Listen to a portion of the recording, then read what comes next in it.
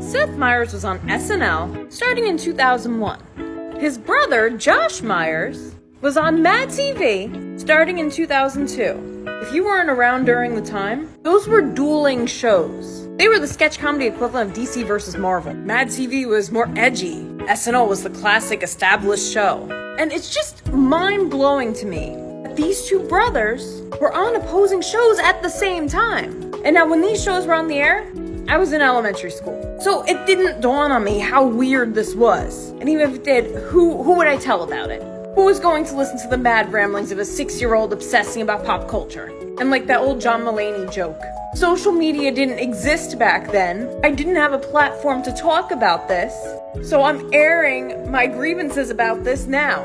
And it's not a grievance. It's just bizarre. Like, you would think if it was nepotism that one of them got the other person the job, he would be on the same show. But how did they land on opposing shows at the same time? But here's where things get stranger. Because when you Google their names with their respective shows, nothing about this comes up. In fact, they did an interview together, and they talked about veganism. That's great and all, important cause, but like, we're not gonna address the elephant in the room?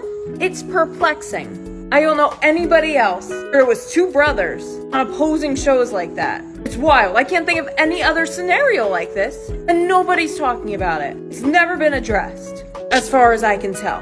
But I can't be the only person with their mind just completely torn out of my skull about this, right?